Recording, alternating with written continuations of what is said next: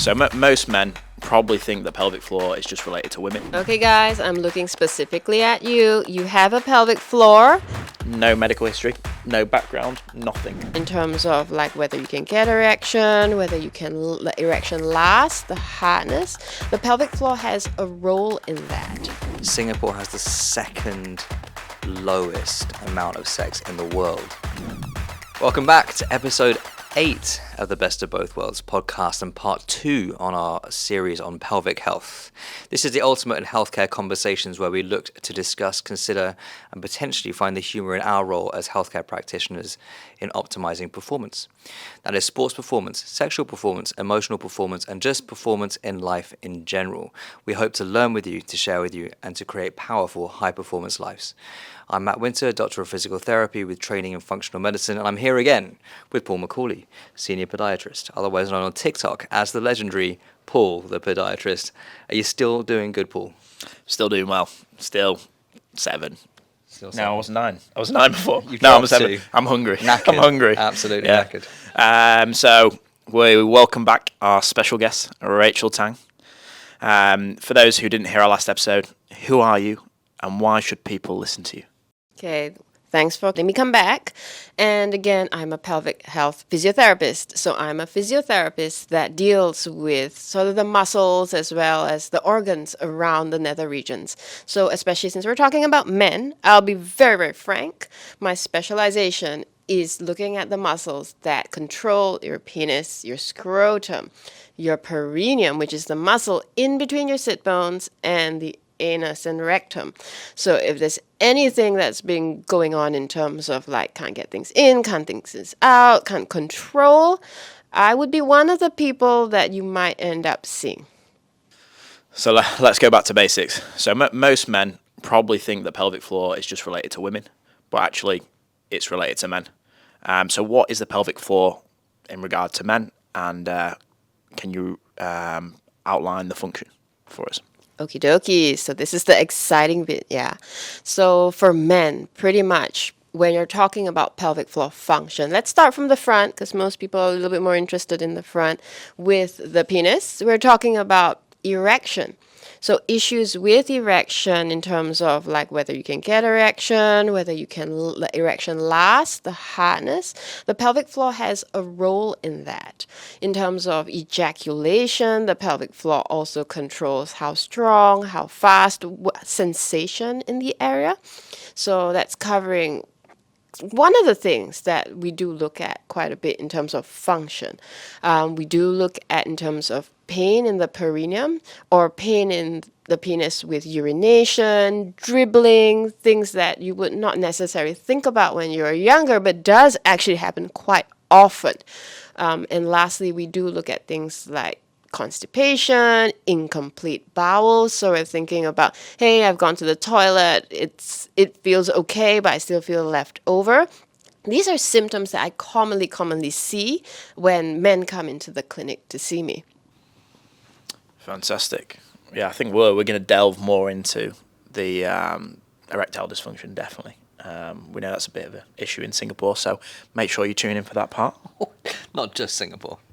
Okay. All over the world. Yeah, but we just got some Singapore-specific facts We to do, share we with do. the listeners. We do. I think the most, in terms of erectile dysfunction, right, I'm not sure about that, but in terms of sexual frequency, it seems particularly low. I saw a fact that Singapore has the second lowest amount of sex in the world.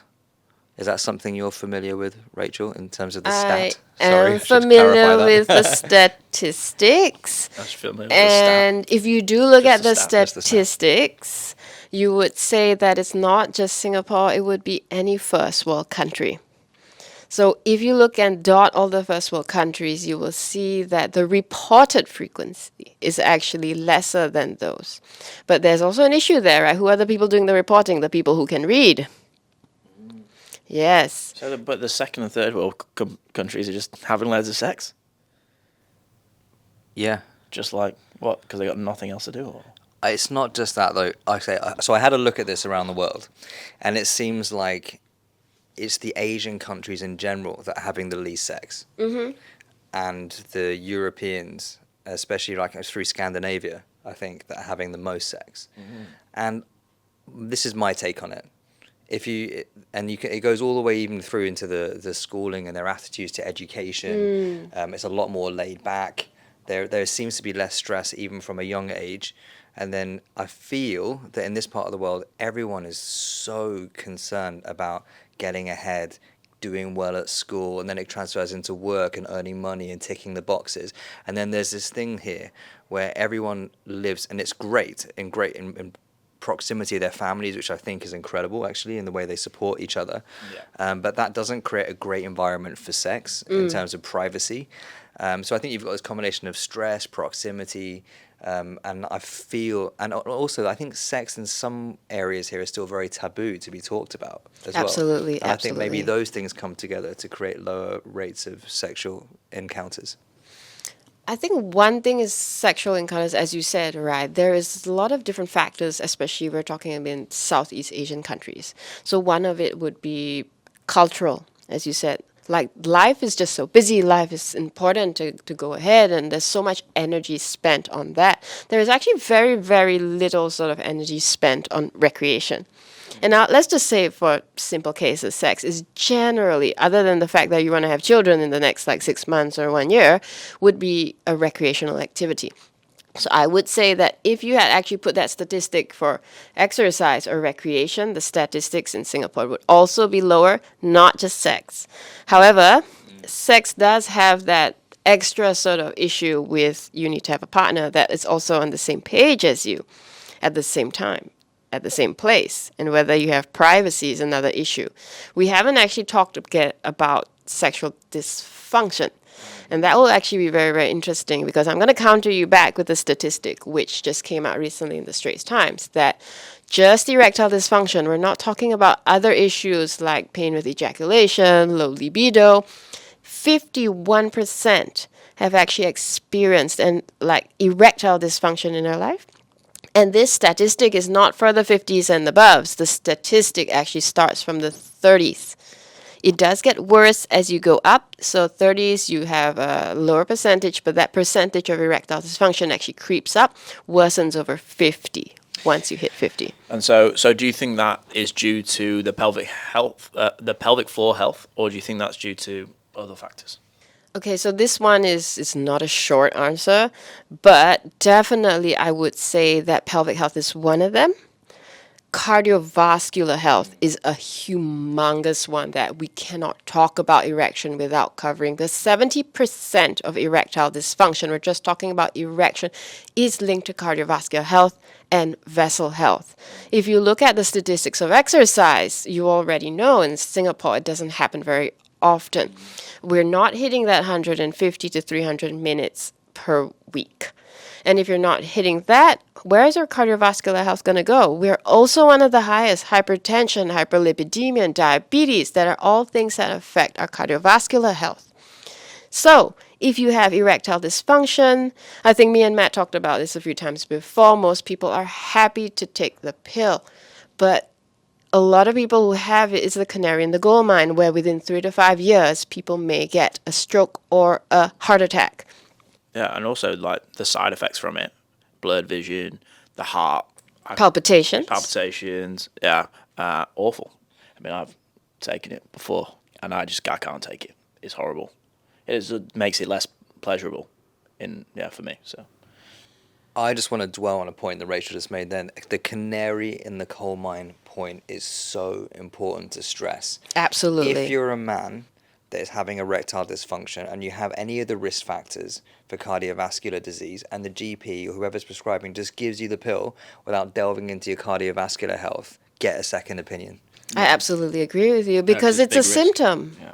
It's a symptom. It's another symptom. Yeah. And I think it was really good that you stressed the Singapore issue of hyperlipidemia, diabetes, all of these things, because I'm so frustrated that episode came out saying that Singapore was a new blue zone. Yeah. It's Exactly. horrendous misinformation. Yeah, exactly. It's awful because it does not match with anything that we've said over the last few podcasts. Don't understand I've never seen, I worked in the hospital here, so did you, the amount of amputations for diabetic patients is huge. The sugar control, and don't get me on a rant about the new sugar, sugar chart. What's it? What A, is B, Common C, man D, coffee? E, E. I mean, okay, No, but it's awful. awful, Yeah. and it's awful misrepresentation.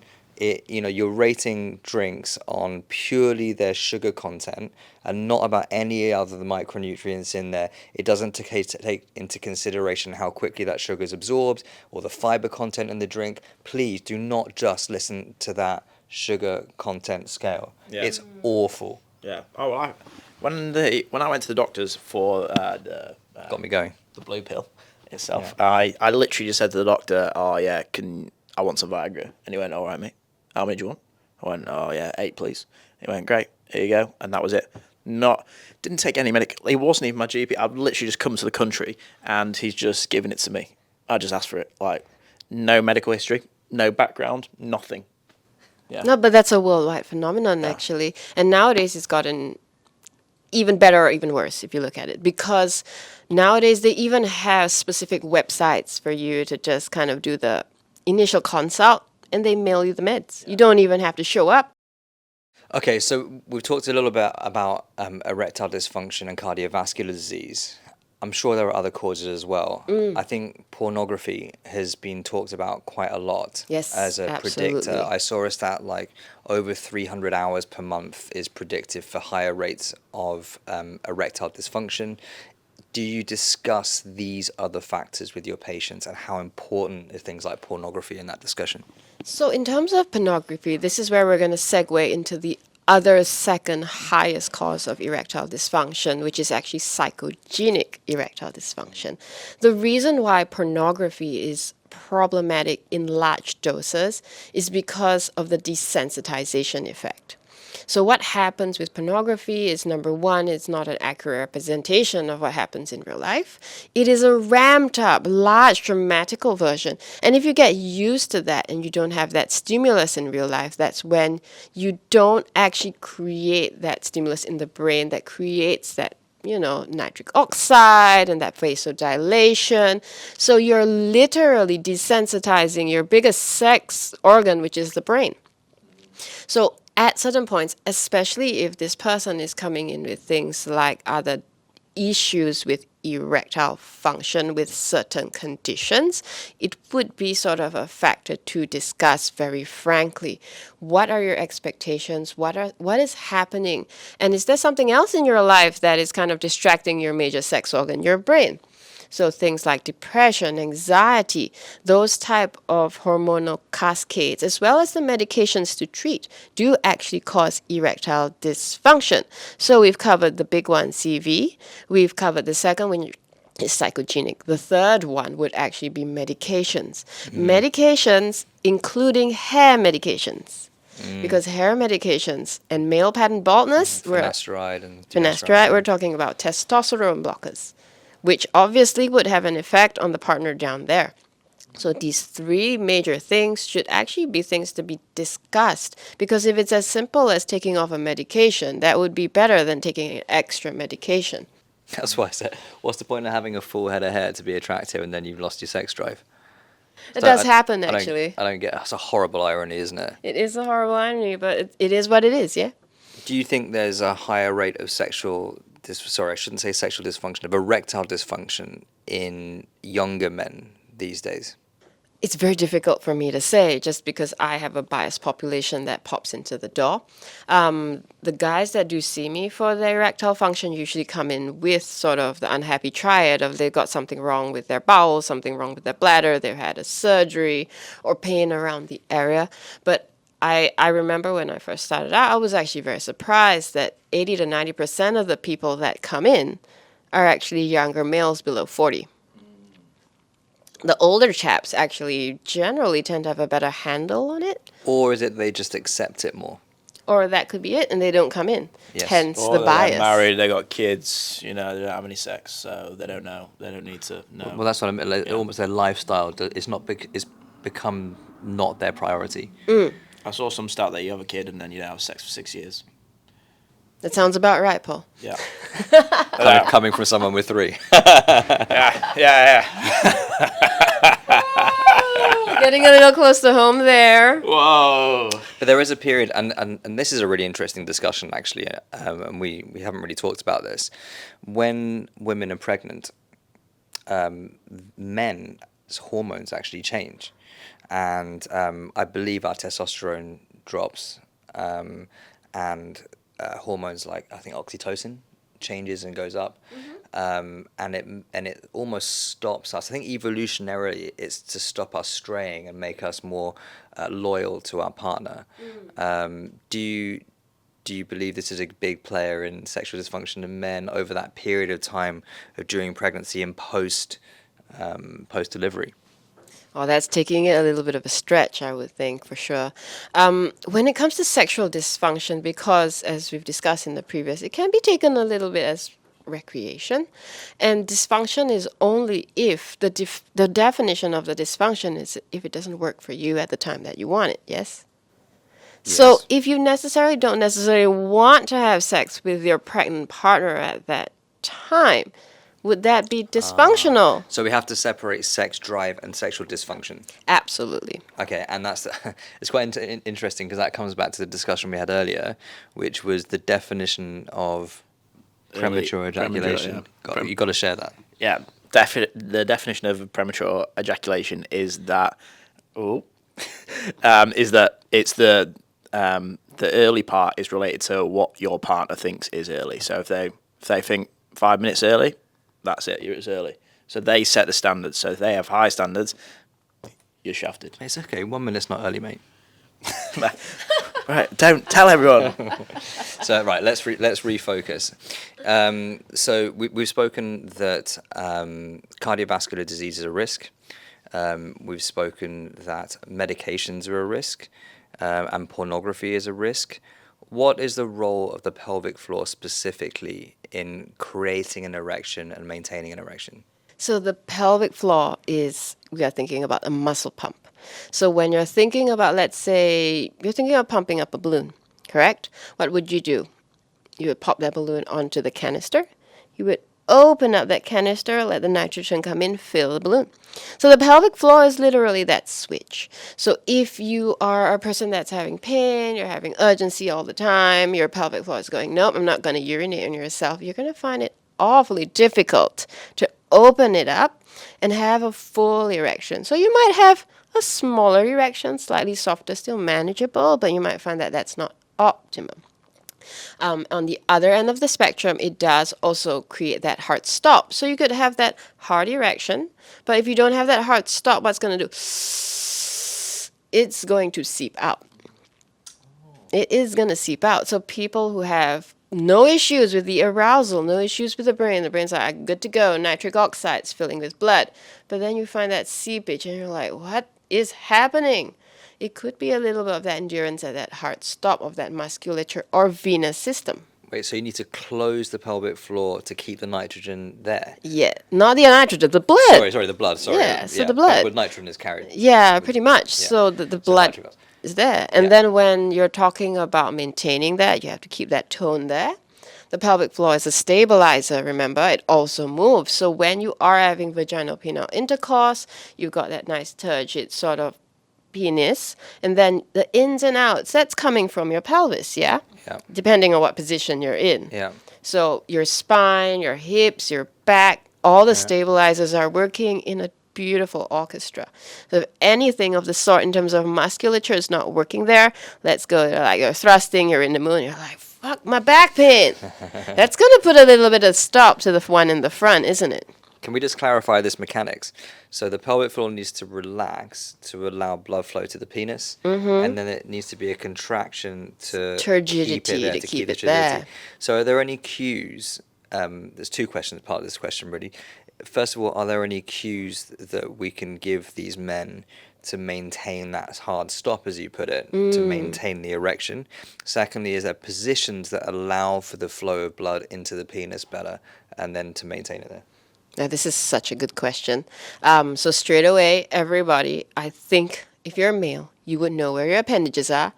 Don't put your hands anywhere near them, please, because I see this all the time. I go like, guys, there are a few movements that you can do to kind of check out whether your pelvic floor is working well. So you're thinking about lifting. So that penis is going to go up and go down. It makes sense, right? Up and down. We're not talking about erections, just up and down. We're thinking about shortening. You're like, oh, I'm going to go into that swimming pool. That's really cold. I don't really want it. Oh, there's that shortening and that lengthening. The last move of the pelvic floor for that hard stop would be the testicle and scrotal lift. So if you're in a really cold bathroom, you take off your pants, you're like, where did he go? You know you've got a tight pelvic floor because it's a little cold. That happens to me every time I go to the doctor. The doctor, I was going to say, it's just you all the You're time. like, you're making my pelvic floor tight. Stop it. No, honestly, like you go to the doctors, and it's like you have to have your John Thomas checked, and it always like shrivels up, and I always want to say to the doctor, it's like it's normally bigger than this, but you can't say that. Do you know what I mean? It's like, oh God, come on, mate, just represent me But you fairly. don't want it to be too big if it's a bloke. True, but anyway. So, dude, breathe into your belly and relax your pelvic floor. They will come right out. Breathe into your belly, relax the pelvic floor, And it will will come come right right out. let that beast free. Okay, got it. All right. And so we have anyway, not talked about ejaculation, so the stronger your contractions, the better sort of the sensation as well as the speed. Okay, so open pelvic floor, relaxed, close it to maintain positions. Yes, and then rhythmic contractions. Okay, so what was the best position? So the easiest position, if you have a little bit of issue of holding things in, is the guys on the bottom, the women is on the top. Makes sense from a gravity perspective, yeah? So holding things in being Meaning that the blood flow stays keeping in, it there, guy on the keeping it bottom, in. right? Yeah, because there's very, very little movement. The pelvic floor just has to hold tight. It doesn't have to move. So less coordination and movement. Less coordination and movement. That would be the easiest if you are struggling with positional sort of erectile dysfunction. Yeah. So you keep asking me, it's like, what's the pelvic floor role? So if you have an erectile dysfunction where you find that the libido is not an issue, erection is not an issue, but you lose sort of the erection halfway through positional changes, that would be one of the big flags to say that I probably have a pelvic floor lumbopelvic muscular dysfunction. Positional change indicates biomechanical cause potential. Absolutely. Yeah. If we link often with this, they talk about like when you go to the toilet and you, what's it called? Dribble. Dribble. Mm-hmm. When you dribble, is that Post urination leakage. urination leakage? For a guy, is that due to the pelvic floor like being underactive or overactive? So this is very similar to the women where it really depends on what you are working with at the start. But I would say you would put the guys that have dribbling in the same sort of box as the women who are leaking. You guys don't leak because you have a longer urethra, 10 centimeters versus 4 centimeters. You've got the backstop, which is the prostate. It is a symptom that the tightening and the sphincter is not working so well. It might not be closing fast enough, or there is a little bit of a mismatch. The bladder could be contracting stronger, or you're pushing. So dynamics where you're bearing down. You're trying to get urine out with your diaphragm, which doesn't work that way. You're pushing past the sphincter. It's going into sort of the urethra within the penile cavity. And then after that, after you finish, it dribbles after. So it is sort of a symptom of a pelvic floor dysfunction, but usually it's more a generalized function that you need to look at rather than just, hey, I should do more Keegles. Yeah, it's Keegles. Whilst we're on Keegles, what do you think of Keegles? What do I think of Keegles? So I'm going to repeat myself. Keegles is a name of a pelvic floor contraction. The problem with the one that's generally taught is that they only focus on squeeze, squeeze, squeeze, squeeze, squeeze. Everybody's weak, everybody strengthen up. But if we've been talking about in and out. If you need things to go in and out, you need things in sphincters to open. So you do need those muscles to relax and let go to allow things to come out or things to come in. So I always say you can do your Keegles, but please make sure that you're squeezing, but you're doing a reverse Kegel, which is letting go. Don't bear down, but you have to let go, allow that full length to come back. So they're not wrong, just make sure you're doing them bidirectionally. Yeah, so I guess that links in. So what else can men do in order to optimize their erection and potentially orgasm as well in terms of potentially lifestyle changes and exercise choice? Okay, so this is like a huge one right here, and this goes back to cardiovascular. You're looking at actually, they've done research for two different populations. One would be for those that do already have erectile dysfunction. For those that have erectile dysfunction, they actually found that you need to do more exercise to make a bigger change. And the change that they were making was actually a score on the IIEF, which is actually the erectile hardness score. They do that, the short abridged version, most of the time. And they have found that if you do higher levels of exercise, 200 to 250 per week to 300, those with erectile dysfunction actually get better with their erectile dysfunction. For normal chaps with no dysfunction, you will be talking preventative care, 150 to 200 actually. We're just talking about biking, walking, moderate cardiovascular exercise. So like zone 2? Zone 2. Okay. Absolutely, and that would be enough to maintain function if you're non-dysfunctional. So I would say that's number one. The second set of exercises which we were talking that would benefit would be muscular-based exercises. We're talking about your lower limb loading. We're talking about your strengthening, your deep squats. So those are things that will add strength. I have to put a giant disclaimer here where, chaps, do your stretching, okay?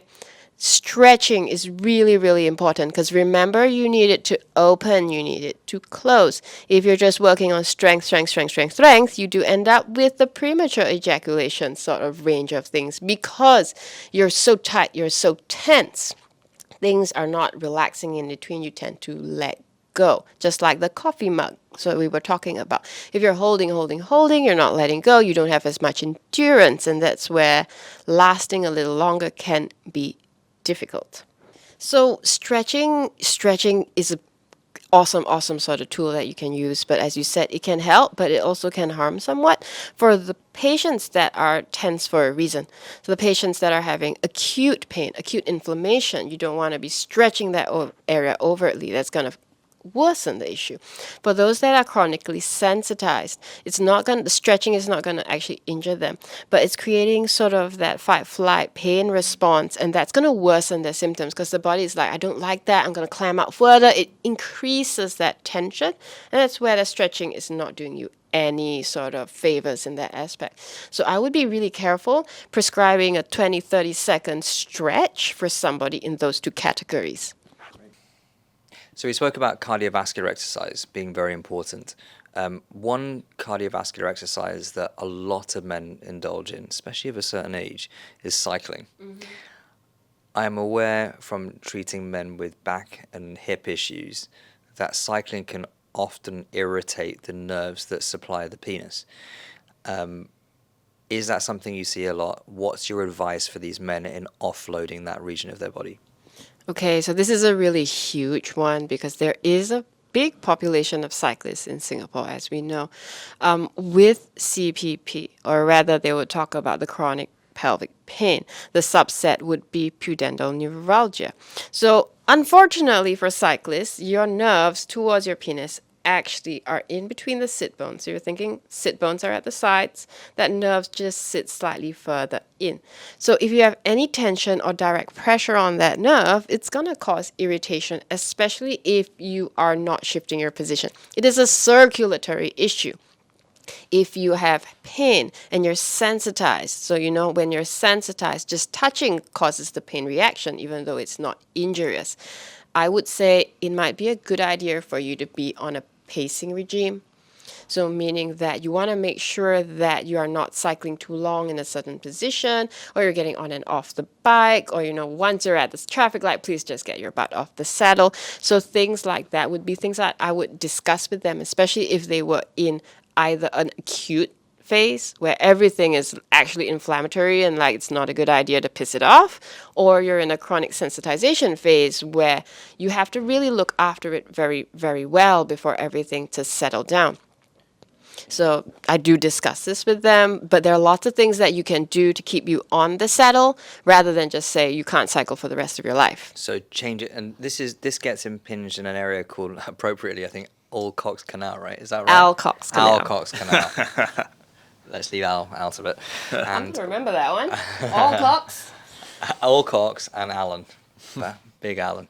So if we take the advice and like make it very prescriptive, get on and off the saddle, pacing. Are there any positional or saddle changes they can make? Is there any evidence for changing the saddle, or is that, Using a softer saddle, a harder saddle. So these things actually, depending on what you have, might make it worse. these are like no saddles? Is that right, or something like that? No saddles. Yeah, they have those no saddles as well. They do have saddles specifically for pudendal issues where they literally have like a little groove Like a for hole. your appendage to actually sit so there's lesser pressure. Like But the donut cushions. A little bit like the equivalent donut for- cushion. So yeah. what they're actually doing is just preventing sort of that pressure. However, the issue then is where's that pressure going to go? The pressure is going to be on your sit bones. So if you have a pelvic floor issue, not touching it is definitely going to avoid the issue, but that length of time on the saddle, how strong you are in your core, whether you can sustain that would be interesting things to actually look at, because it might help relieve your symptoms, get you longer on the bike, but then you go off and your pain is a lot worse because you've had to tense a lot more. So there is benefit in getting a saddle check, but I would say you definitely want to make sure that you're doing the pressure monitors, you're kind of like measuring as well as your symptoms at the same time, so that you're actually getting the right fit. And I do actually get my chaps with these sort of like cycling related pains to redo that check just to make sure that they're maximizing. But maximizing means optimizing doesn't mean that the problem is going to go away unless you actually fix the main thing, which is then, is it because you're weak, you're strong? Are you sensitized? Are you sleeping enough? So all those things still need to be reviewed rather than just going, I'm just going to change my saddle. I'm going to bear with the pain for an extra half an hour. Because that's the easiest thing to change. It is absolutely so always the easiest address underlying causes, lifestyle, Absolutely.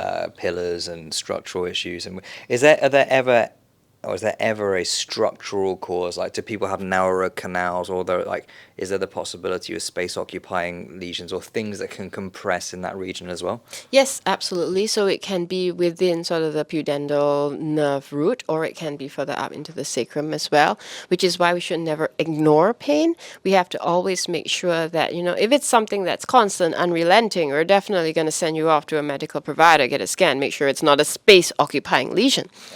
So it is definitely something that could happen. Scar tissue is something I see very often. For example, if you have a high hamstring tendon tear, you're going to have scarring in the area, especially if it's insertional. Your Alcock's canal is actually directly linked to your hamstrings. Well, even the sciatic nerve itself Absolutely, runs very close. it runs sciatic issues so close. You can really have scar tissue or tension in that area that's causing pudendal irritation. So, once we recognise that the pelvic floor as a contributing factor, where can a man start in rehabilitating this region? So straight away, I would say, guys, recognize that you have a pelvic floor. It's not just genitalia down there. Really want to know, are you clenching through the day? Are you relaxed through the day? What are you doing with that pelvic floor? That is the start. Once you know where you're at, let's moderate that to a nice balanced point. If you don't need to be squeezing everything tight, don't squeeze. If you're like really, really tense, you need some stretching. Come on, guys, just get on the floor, do your breathing, really expand that pelvic floor, let it relax. Secondly, I would say don't ignore it. So if you find that you have symptoms, unfortunately for men, the problem is the reporting. A lot of times it's like you bear with it for a long period of time until it's really, really severe. Please don't do that. Acknowledge it, get it checked out, make sure you've got the diagnosis on, and deal with it accordingly. So if you are dribbling, you are a little weak, come on, let's get that assessment, do your exercises for a while. If it's not working, get someone to really see what you're doing specifically. So I would say the first point is to acknowledge that there is an issue. It is not your fault, but there are people that can help to really improve the situation. We've talked about dribbling after urination. Is there a normal flow of urine that a man, or actually a woman, should have when passing urine that would indicate that things are healthy? This is an excellent point, because if you're looking at things in terms of prostate health, the prostate does grow as you get older. And one of the biggest issues that people do come in with is slow flow and hesitancy. Hesitancy meaning, hey, I feel an urge, I'm at the toilet, and I'm like, why is it taking so long to get out? That would actually clue you into what we would consider an obstruction, something blocking that urinary tract. Men have these issues a lot more than women. Just because, as we mentioned, you guys have a few more extra appendages around that urinary tract. It is a longer urinary tract. So if you find that you have slow flow, it could mean that your prostate is enlarged, or it could mean that you're holding tension from the core workout that you did previously. I do see men who do 100 to 200 crunches every day. And after that, they're like, I can't pee. I'm like, I would think so. Your whole entire system in the front is actually clamping down because you've just worked it to the bone. You can't relax, you can't pee. And those are transient. And that goes back to what we discussed previously, where if it's something that comes on and off, let's recognize the pattern. If it's muscular, let's deal with it muscularly. If it's something that doesn't go away, like the slow flow is the same, doesn't matter how much I drink, doesn't matter what I'm doing, caffeine, alcohol, water, soup, that's when you're like, I better go and see my urologist, get my prostate checked. Prostate cancer is one of the highest cancers. It is in Singapore the highest cancers in men currently. So it is very, very likely that you would have a friend that has had prostate cancer. So if you do find slow flow constant, please make your appointment. Yeah, certainly a certain age, particularly. One last question that I really wanted to ask about flow and urination. I've had patients say they were told, they shouldn't pass urine every time they want to. So when they get that urge, they shouldn't just go. We've spent a lot of time here saying, if you need to go to the toilet, go. Is there another group of people where you should be holding it? Absolutely. Again, this is about balance, knowing what is normal. So I'm just going to throw it out there in general. If you are a normal person, walking around, not doing extreme exercise for 3-4 hours a day, in general, you should be drinking about that 1.5 to 2 liters of water. And if you're drinking 1.5 and 2 liters of water, you would actually feel the urge to go every 3 to 4 hours. If you're drinking 1 liter in a shot, you will go a little earlier. If you're falling within the range, I'm peeing 10, 12, 14, 16 times in 24 hours, I would say you're very likely one of those that have trained their bladder to go sooner. And that would be a problem. Only in this subset of patients which we have diagnosed has no obstructive issues, has no other issues like a UTI, which would normally be the cause of frequency like that, clear. Then you'd say, hey, you have bladder irritability. You need to retrain your bladder to make sure it goes when it needs to. Only in this subset, I would say, maybe you should think at certain times of the day you have to hold your urine, don't go. But even in that subset, we will tell them, if you feel the urge, you can delay it 5 to 10 minutes. It goes away.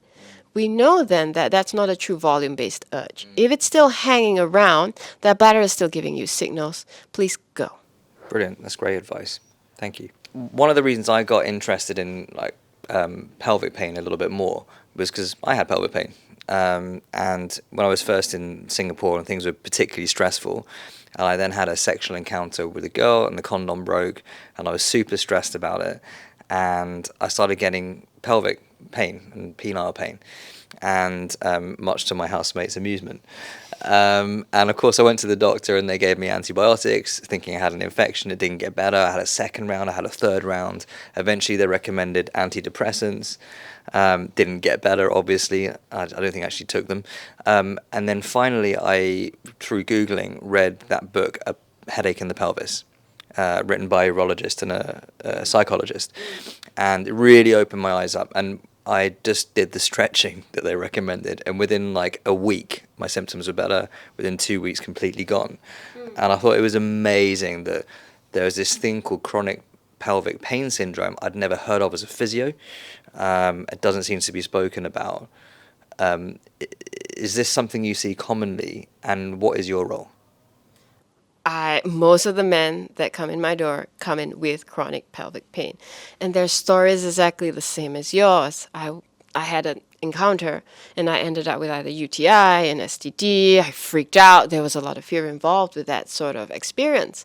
And then after that, they go through the cultures, plus minus, if they get thrown antibiotics, yes and no. And then you end up realizing that there is a muscle basis. And if you go into the research a little further, they have now coined it as non-bacterial chronic prostatitis. Is it always prostatitis? Is there always an inflamed prostate? I feel like that's... No, it's not. But because that area is not well documented by orthopedics, by muscular surgeons, by neurosurgeons, they end up always seeing the urologist just because of the area of pain. But majority of them, as you said, there is a muscular origin. So if it is tight, you just stretch it out, less tension, but also because you understood from the book itself that there's a lot of that sort of fear involvement that can ramp up the system to make things a lot more sensitive than it really should be. It does cause a lot more trouble. And I will say I've seen a lot of men that can tell me, my penile pain is 2 out of 10, maybe once or twice a week. My back pain is 8 out of 10, all day and all night. And then I'll be like, so are we here for the penile pain or the back pain? And I was like, oh no, the penile pain. And I'm That like, is more distressing. I'll be like, are you sure? I really do think, that the back is causing a little bit of a reverberation into the penis. And then he's like, nope, I just want to see my penile pain. So that's a good point as well. So the back can sensitize the penis. Absolutely, they're the same nerves, right? Yeah. So you're looking at your L5, S1, S2, S3, S4. Yeah, and that's where, physios can help treat the back, deal with the pelvic dysfunction. You're in the right place, We really. are awesome people, absolutely. We are the best. Well, podiatrist is all right. We are the best. So what is the? Do you recommend your male patients to read the book A Headache in the Pelvis? If they have been suffering with it for a while, yes, I do recommend that book. It's very revealing. Yeah, it turned my life around. Fantastic. Thanks for that story, Matt. Thanks for sharing. Okay, so we've had a lot of information there. So what are the 3 take-home points you would want men listening to take away from this? Okay, guys, I'm looking specifically at you. You have a pelvic floor. You can work on it. That's number 1. Number 2, do not ignore the canary in the gold mine. If you have an issue, please make sure that you figure out what is causing that issue. It could be as simple as, hey, I need more sleep, but it is a sign of your health, your sexual health, and your entire bodily health and performance. The third one I would say is sleep more, eat well, lift heavy. Love that. Great. Ties in with Fantastic. everything Yeah, else we talked about, doesn't it? Exactly. So we're going to move on to our favourite 2 segments of the podcast. And the number 1 is our pet peeve for our profession. What is one thing that you hate within your profession?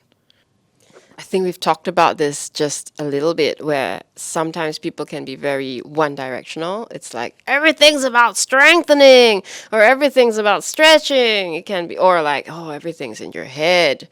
So I have to say that not everybody does this. Of course, we have excellent, and nowadays with evidence-based practice, we have excellent practitioners that are awfully holistic.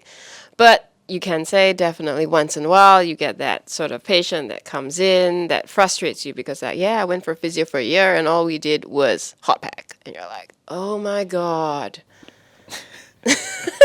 As you can see, Matt shares the same pet peeve. Kills me, please. Absolutely. So I would say that would be my pet peeve, where sometimes we're a little too boxed in. Sometimes it's great to look outwards and to see what's happening in the real world right now. Fantastic. And now we're going to move on to our favourite segment, the Magic Wand segment. Not like that. Especially today. Give it a Different vibe. magic wand. First, give it a vibe. No, it's a good. No. Like Harry Potter. Not like that. Right? Yeah, I like that, mate. Like that. Yeah, So, banter. Yeah. So this is where you share your wish for your population group. Okay, I think my wish is very simple. I really wish that everybody would just listen to their body a little bit more and put themselves first. Oh, we're seeing a theme here, aren't we? I think Yeah. Dr. Hughes is quite similar. yeah, I like fantastic. that, yeah. Rachel Tang, thank you very much for sharing. You've been an absolutely brilliant advocate for what you do. and I hope that the people listening feel empowered to make some changes in their own life, take control of their own health in order to look after their pelvis and their sexual health. Thank you so much for listening. Take a deep breath, eat well, sleep well, and we'll see you soon. Take care. Please subscribe. Oh, yeah. Oh, subscribe. Like and comment. And comment. And let us know what you want to hear next. Absolutely. And now take care. Thank you. Bye-bye. Bye.